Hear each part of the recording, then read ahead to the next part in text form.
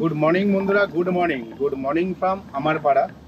আর আজকে ভাই সকাল সকাল কাজে যাচ্ছি না, এখন বেলা 11টা বাজে, 11টার সময় কাজে বেরোচ্ছি। হ্যাঁ, বেলা 11টার সময় কাজে বেরোচ্ছি। আর টার্গেট নিয়েছিলাম তো ভাই আমার নিজের লোকেশানেই যাব, কিন্তু নিজের লোকেশনে যাওয়ার জন্য আমাকে অনেকক্ষণ অপেক্ষা করতে হচ্ছে, কারণ অলরেডি বেলা হয়ে গেছে। হ্যাঁ, অনেকক্ষণ অপেক্ষা করতে হচ্ছে কারণ অলরেডি বেলা হয়ে গেছে। আর গাড়িতে তেল নেই এক ফোঁটা, আর হাওয়াও নেই এক ফোঁটা। বুঝতে পারছি কি বলছি? গাড়িতে তেল নেই এক ফোঁটা, হাওয়া নেই এক ফোঁটা, কী করবো এখন আমি? তাই চিন্তা ভাবনা করে দেখলাম বুদ্ধিমানের কাজ এটাই হবে, এখান থেকে যত তাড়াতাড়ি সম্ভব বেরিয়ে যাওয়া। হ্যাঁ, বুদ্ধিমানের কাজ এটাই হবে, এখান থেকে যত তাড়াতাড়ি সম্ভব বেরিয়ে যাওয়া। আর আমার না সামনের টায়ারগুলো নষ্ট হয়ে যাচ্ছে, গত 3 মাস ধরে খালি মনে হচ্ছে যেন গাড়ি হচ্ছে বাবলিং হচ্ছে। বাবলিং বলতে গেলে মানে গাড়ি ডান দিকে হালকা টানছে, বাবলিং হচ্ছে না, মানে হালকা টানছে ডান দিকে। তো এরকম মনে হচ্ছে, আবার কখনো মনে হচ্ছে গাড়ি টানছে না, তার এখন হাত ছেড়ে চালাচ্ছি গাড়ি টানছে না। তো এই কনফিউশনে আমি 3-4 মাস ধরে ভাই আমার গাড়ি অ্যালাইনমেন্ট করাইনি, কিন্তু দরকার ছিল করার, কারণ যেই কিলোমিটারটা চলার কথা তার 3 গুণ বেশি চালিয়ে ফেলেছি, কিন্তু অ্যালাইনমেন্ট করাইনি। এই প্রবলেমের জন্যই ভাই আমার টায়ার সামনে দুটো হয়ে যাচ্ছে। কালকে যে টায়ারটা কিনলাম সেই টায়ারের সঙ্গে সামনের টায়ার মেলাচ্ছি, ভাই কিছুতেই মিলছে না। সামনের টায়ার দুটো নতুন লাগানো আছে, 1.5 বছর বয়স হয়েছে মা বললো। তো 1.5 বছরে দুটো টায়ার শেষ, বুঝতে পারছি, খুবই বাজে অবস্থা। এখানে ভাবলাম হাওয়া দেবো তেল নেবো, ওই হাওয়া দেওয়ার জায়গাও নেই, তেল নেওয়ার জায়গাও নেই। দেখি হাওয়া দিয়ে তেল নেওয়া সম্ভব হয় নাকি।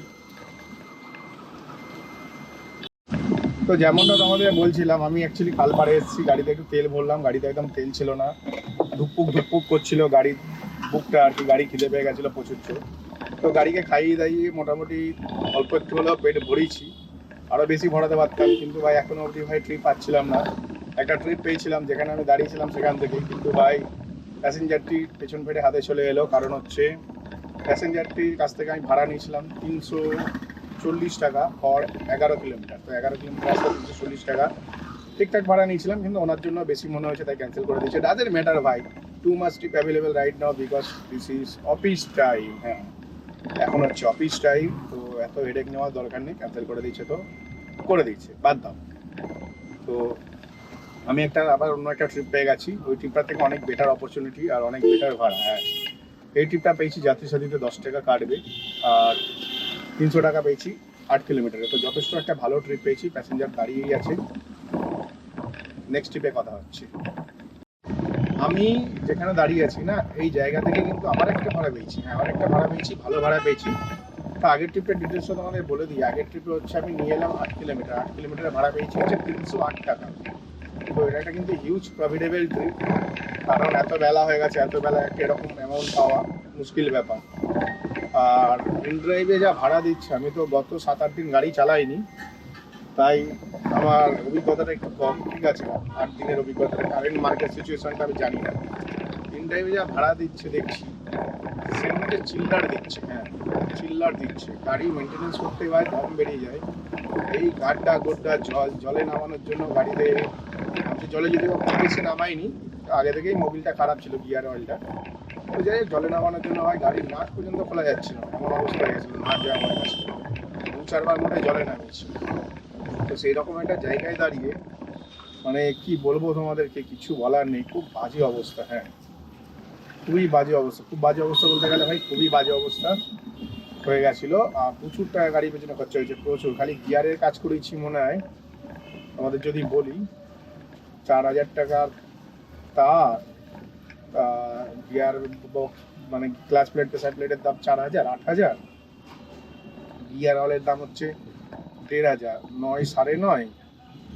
আর কুলেন্ট কিনেছিলাম, ফিউজ কিনেছিলাম, মোটামুটি 10,000 টাকার মতন খরচা। মানে মেটেরিয়াল কেনা হয়েছে 10,000 টাকা, আর সেকেন্ডারি দিয়েছি 2,000 টাকা। টোটাল 12,000 টাকা খরচা হয়েছে গাড়ির পেছনে, খালি গিয়ারের ফাংশনে কাজ করানোর জন্য। এই কি এখন গিয়ারটা একদম পুরো স্মুথ আর মাখন। হ্যাঁ, এখন গিয়ারটা পুরো স্মুথ আর মাখন। তো গাড়ি চালাতে ভীষণ সুবিধা হচ্ছে, কোনো রকম কোনো অসুবিধা নেই।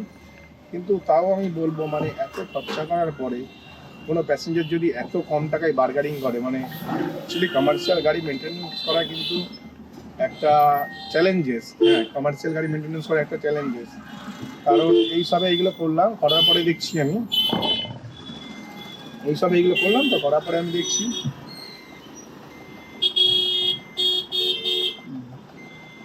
হর্ন বাজাতে খুব ভালো লাগে নাকি?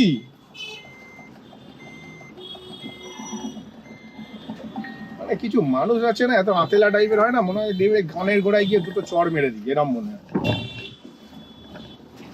এত আতেলা টাইপের হয়, বাজিয়েই যাচ্ছে, আমি দেখতে পাচ্ছি ওই গাড়িটা যাওয়ার পজিশন নেই। ঠিক আছে, সে আমার পেছনে এসে হর্ন বাজিয়েই চলেছে। তো যাই হোক, আমি জানি না এই রাস্তা দিয়ে কেন ঢুকলাম, আমাকে এই রাস্তাতে দেখালো, এই রাস্তার কন্ডিশন ভীষণ খারাপ। তো যাই হোক, গাড়ি মেনটেনেন্স করতে হবে, অবস্থা খারাপ হয়ে যায়, সেই ক্ষেত্রে দুটো পয়সা মানুষ ঠিকঠাক দিলে পরে গাড়ি চালাতে ভালো লাগে। মানে কোম্পানি যে রিকমেন্ডেড প্রাইস, আমি বলছি না যে আপনি বেশি টাকা দিন, কিন্তু ভাই সমস্ত কাস্টমারদের বলছি রিকমেন্ডেড প্রাইস যেটা দেখাচ্ছে না, অ্যাপে 200 টাকা দেখাচ্ছে, ধরো 200 টাকায় ভাড়াটি দাও, তাহলে গিয়ে আমি হয়তো সমস্ত প্যাসেঞ্জারকে পিক আপ করতে পারবো, হয়তো পারবো না করতে, পরিষ্কার কথা। কারণ আমি এখানে কিছু কামাতে বেরিয়েছি, তো এত খরচা করার পরে যদি এরকম অবস্থা হয়, তা আমি সিম্পল ভাই গাড়ি চালাবো না। আমি তো ভাবছিলাম, কালকের থেকে ভাবছিলাম যে গাড়িটাকে বেছে দিই, যা পয়সা পাবো একটা মুদিখানা দোকান খুলে, আমার তো মেন রোডের ওপরেই বাড়ি, আমার দোকানও আছে একটা, ঠিক আছে, খালি ওখানে একটা শাটার লাগিয়ে নেবো, ব্যাস দোকান হয়ে যাবে, রেডি একদম, বুঝতে পারলে, দোকান করে নেবো। এই গাড়ি চালানোর থেকে ওইটা করা অনেক বেশি ভালো। তো যাই হোক, মানুষে ঠিকঠাক ভাড়া দিচ্ছে না, তাই চালাতে ইচ্ছা করছে না। তো মানুষে ভাই ঠিকঠাক যদি ভাড়া না দেয়, তাহলে কে গাড়ি চালাবে? কারা চালাবে বলো তো? যাদের গাড়ি ইএমআই চলছে তাদের মতন ড্রাইভাররা চালিয়ে দেবে, কারণ তাদের বাধ্যতামূলক চালাতে হচ্ছে, ইএমআই টাকা পে করবে। যদি আমার মা বাবার মতন তাদের কাছেও পয়সা থাকতো না, তাহলে হয়তো তারা নিজের পকেট দিয়ে ইএমআই শোধ করে গাড়ি বেচে দিত। এই হচ্ছে ম্যাটার। তো যাই হোক, আমি এখন একটা আবার ট্রিপ পেয়ে গেছি, 4.5 কিলোমিটারের মতন নিয়ে যাব, 200 টাকা ভাড়া, 200 কত টাকা ভাড়া আছে, এটাও কিন্তু আমি যাত্রী সাথীতে পেয়েছি। হ্যাঁ,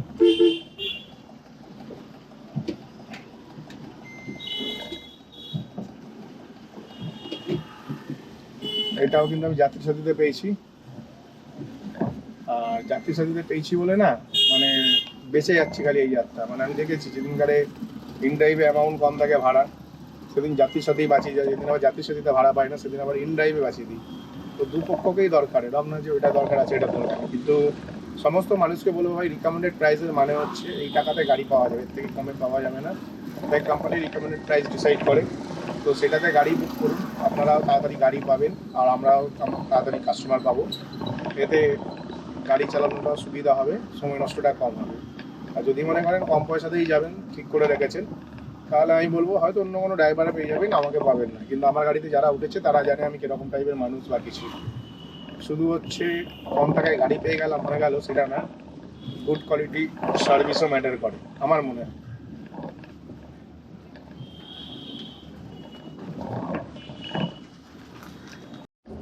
আমি এখন আবার একটু ট্রিপ পেয়ে গেছি। হ্যাঁ, একটু আগে একটা ভালো ট্রিপ মিস করে গেলাম, আমার কাছে এসেছিল, সেটা আমি নিইনি।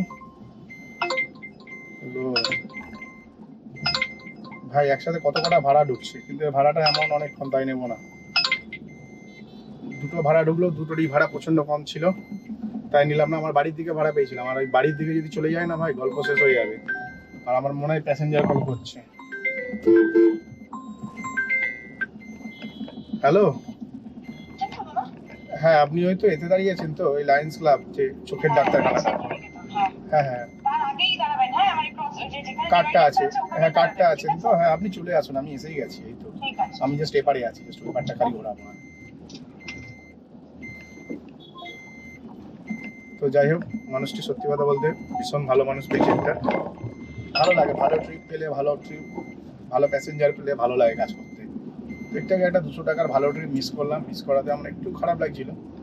পরবর্তীকালে খারাপটা সঙ্গে সঙ্গে কেটে গেল, কারণ আমি জানতাম যে এই 200 টাকাটা অত ভ্যালুয়েবল না, কারণ যেখানে ছিল ট্রিপটা সেই জায়গাটা ভালো জায়গা, লোকেশনটা গুড, কিন্তু ট্রিপ পাওয়া যাবে না, এই হচ্ছে ম্যাটার। পরে ভেবে দেখলাম ঠিক আছে, চলে গেছে, ভালো হয়েছে।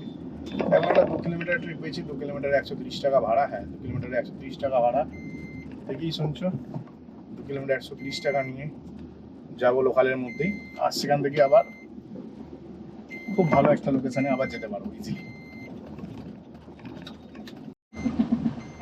আমি আজকের ডেটে আরেকটি ট্রিপ পেয়ে গেছি, তবে আগের ট্রিপটা ভাই হিউজ প্রফিটেবল ছিল। হ্যাঁ, হিউজ মানে হচ্ছে হিউজ। 1 কিলোমিটার প্যাসেঞ্জারকে এনেছি, 1 কিলোমিটারের ভাড়া কত পেয়েছি জানো? 1 কিলোমিটার ভাড়া পেয়েছি 130 টাকা। বুঝতে পারছো, 1 কিলোমিটার 130 টাকা পেয়েছি মানে হচ্ছে বিশাল ব্যাপার, বিশাল বিশাল ব্যাপারে একটা বিশাল ট্রিপ পেয়ে গেছি। বিশাল ট্রিপটা কমপ্লিট করার পরে প্রচণ্ড ঘুম ঘুম পাচ্ছিলো, চোখ লেগে যাচ্ছিলো, ভাবছিলাম যে বন্ধ করে ঘুমিয়েই পড়বো। কারণ অনেক দিন পর কাজে বেরিয়েছি, ধরো মোটামুটি 4 দিন 5 6 7 8 8 দিন পর কাজে বেরিয়েছি। মাঝখানে একদিন করেছিলাম, সেদিনও শরীর খারাপ ছিল, শরীর খারাপ অবস্থাতেই বেরিয়েছিলাম। সেদিনকে 2000 টাকা আমি বাড়ি ঢুকে গেছিলাম। তো সেটা ভিডিও বানাইনি আমি, কারণ এনার্জি ছিল না শরীরে, ঠিক আছে। মাঝখানে আমি সোমবার দিন 2000 টাকা ইনকাম করেছিলাম, নেট 2000 টাকা।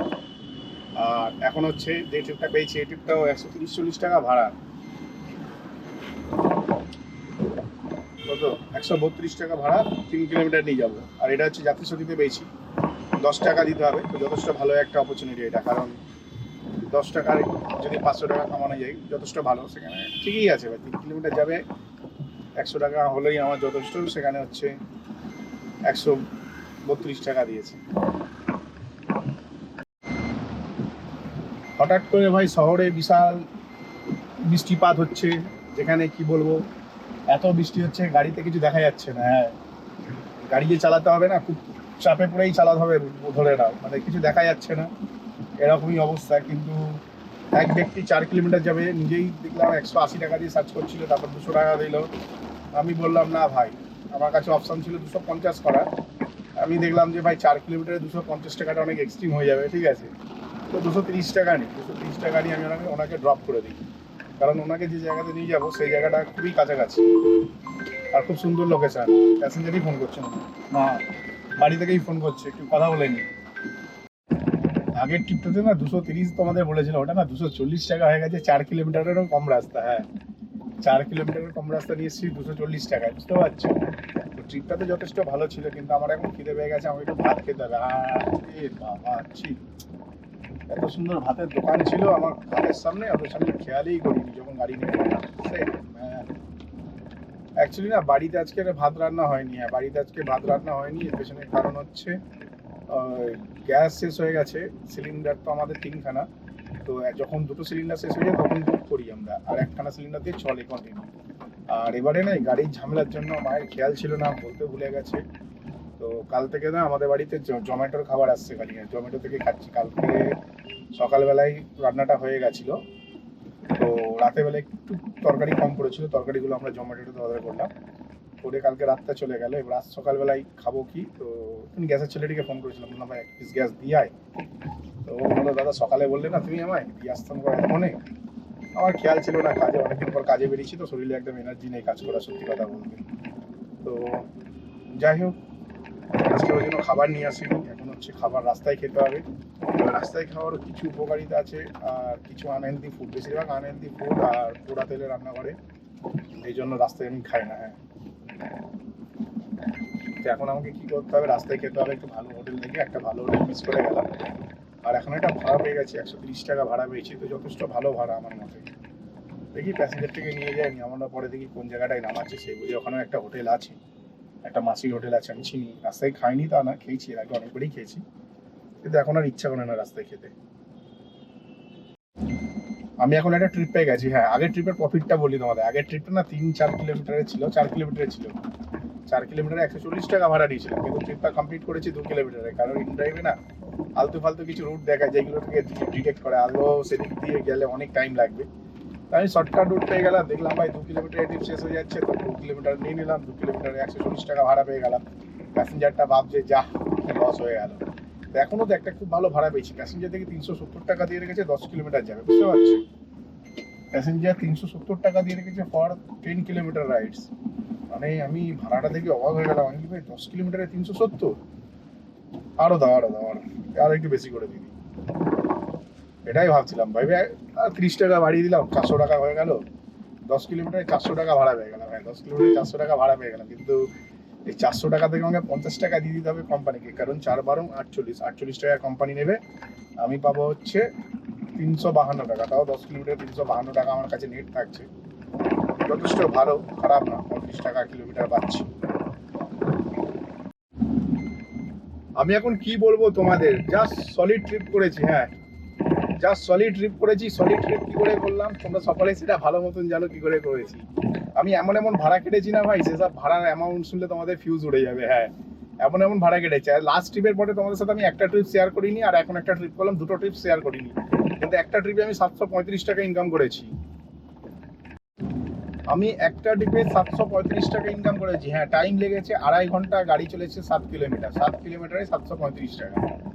বুঝতে পারছো, গাড়ি চলেছে 2.5 ঘন্টা, গেছি হচ্ছে 7 কিলোমিটার। 2.5 ঘন্টা গাড়ি চলেছে বলতে মানে প্যাসেঞ্জারটাকে টাইম দিয়েছি 2.5 ঘন্টার মতন, আর প্যাসেঞ্জারের কাছ থেকে ভাড়া নিয়েছি 735 টাকা ফর 7 কিলোমিটার। হ্যাঁ, 7 মানে 6-এর পরে যে 7টা হয় ওইটা 70 আবার ভেবো না, ঠিক আছে। 7 কিলোমিটার গাড়ি চালিয়ে 735 টাকা পেলাম। হ্যাঁ, দাদাটি ভীষণ ভালো ছিল, কলকাতার বাসিন্দা ছিল না, মেদিনীপুরের বাসিন্দা ছিল, ভীষণ ভালো মানুষ ছিল, আমার সাথে খাপ খেয়ে গেছে। তার জন্য আমাকে বললো সোমেন আমি হচ্ছে একটু জাভেদ হাবিবে চুল কাটতে যাবো। আর আমি ভেবেছিলাম যে বড় জাভেদ হাবিবে প্রচুর ভিড় হয়, কিন্তু নিয়ে গেছে একটা ছোটোখাটো জাভেদ হাবিবে, কোনো ভিড়ই ছিল না। তাই জন্য একটু তাড়াতাড়ি চলে গেলো। আমি সেখানে 4 ঘন্টা লাগবে, এনার থেকে যা ইনকাম পুরো পুষিয়ে যাবে, ব্যাস। তো 300 টাকা ঘন্টা বলে ভালো হতো, গাড়ি চলেনি তাই আর কি। 300 টাকা ঘন্টা বলতে নিজেরও খারাপ লাগছিল, বলে কলকাতার ছেলেরা লুটে নেয়। তো যাই হোক, ভালো ট্রিপ করলাম। ভালো ট্রিপ করার পরেই তারপরে আমি 1 ঘন্টা বসেছিলাম। হ্যাঁ, তারপরে আমি 1 ঘন্টা বসেছিলাম। 1 ঘন্টা বসার পরে আমি একটা ট্রিপ পেলাম। 1 ঘন্টা বসার পরে আমি একটা ট্রিপ পেলাম, 4 কিলোমিটার নিয়ে এলাম 160 টাকায়। তো 1 ঘন্টা এই কারণে বসেছিলাম কারণ প্রচণ্ড পরিমাণে বার্গিং করছিল প্যাসেঞ্জার। হ্যাঁ, প্রচণ্ড পরিমাণে বার্গিং করছিল, তার জন্য 1 ঘন্টা বসেছিলাম। আর প্যাসেঞ্জারের আরো একটা প্যাসেঞ্জারের কাছে চলে এসেছি, একটু পরে কথা হচ্ছে। আমি হচ্ছে এখন একটা ট্রিপ পেয়ে গেছি। হ্যাঁ, আমি এখন একটা ট্রিপ পেয়ে গেছি। আর এক্ষুনি একটা দাদাকে না রাস্তা জিজ্ঞেস করছিলাম, সেই দাদাটাকে জিজ্ঞেস করলাম যাওয়া যাবে, বলছে হ্যাঁ তুমি যেরকম রাস্তা গেছো সেরকম চলে যাও, ঠিক বেরিয়ে যাবে। এত সরু রাস্তায় ঢুকে গেছি ভাই, কি বলবো। তা আগের ট্রিপটাতে না হিউজ প্রফিটেবল ট্রিপ ছিল। হ্যাঁ, আগের ট্রিপটাতে হিউজ প্রফিটেবল ট্রিপ ছিল, কারণ একটি প্যাসেঞ্জারকে 7 কিলোমিটার এনেছি 300 টাকায়। হ্যাঁ, 7 কিলোমিটার এনেছি 290 টাকায়। তো যথেষ্ট ভালো ভাড়া ছিল। প্যাসেঞ্জারটি আমি বলছি এত বেশি ভাড়া কেন, বললাম কি জানি কিসের জন্য এত বেশি ভাড়া দেখাচ্ছে, আমি তো জানি না কাকু বলে আমি চুপচাপ আর কি বেরিয়ে এলাম আর কি। তো ট্রিপটা কমপ্লিট করার পর আমি ভাবছিলাম যে এমন একটা ট্রিপ পাবো যেটা বাড়ির দিকে যাবো। তো বলতে না বলতে আমি একটি ট্রিপ পেয়েছি বাড়ির দিকে, কিন্তু এখানেও একটি প্রবলেম আছে। হ্যাঁ, এখানেও একটি প্রবলেম আছে। প্রবলেমটা হচ্ছে বলরাম বোস ঘাটে দাঁড়িয়ে আছে প্যাসেঞ্জার। হ্যাঁ, বলরাম বোস ঘাটে দাঁড়িয়ে আছে, আর ওখান থেকে অর্ডার দিচ্ছে, আর যেখানটায় যাবে সেটা আমাদের পাড়া, নিঃসন্দেহ কোনো বড় ব্যাপার না। সুন্দর ভাড়া পেয়েছি, খুবই ভালো ভাড়া পেয়েছি, কিন্তু প্যাসেঞ্জারটি যেখানটা যাবে সেখানে হাইডেনের কাজ চলছে। হ্যাঁ, প্যাসেঞ্জারটি যেখানে যাবে সেখানে হাইডেনের কাজ চলছে, তাই জন্য সেখান থেকে ট্রিপ করাটা একটু ডিফিকাল্ট। হ্যাঁ, ট্রিপ করাটা একটু ডিফিকাল্ট। তো দেখা যাক কি হয় আর কি, মানে আমি কি ট্রিপটা প্যাসেঞ্জারের কাছে যাই। আর সব থেকে বড় ব্যাপার কি জানো তো, মানে আমি একটা ভুল করে ফেললাম। আমি একটু ওই গলিটাতে দাঁড়াতে চেয়েছিলাম, মানে যে গলিটা 1 ওয়ে না সেই গলিটাতে, কিন্তু প্যাসেঞ্জারটা এমন কনফিউজ করে দিল আমাকে, মানে টাকা বের করতে করতে পেছনে গাড়ি পাড়িয়ে এসে লাইন লেগে গেল আর কি। আগে থেকে কেন টাকা বের করে রাখেন আমি এটা বুঝলাম। দেখতে পাচ্ছে যে জ্যাম জঞ্জট রাস্তায় নামছে, তাহলে অ্যাডভান্স অনলাইন পে করে দিক, সেটাও করবে না। বুঝতে পারছো, অ্যাডভান্স অনলাইন পে করবে সেটাও করবে না।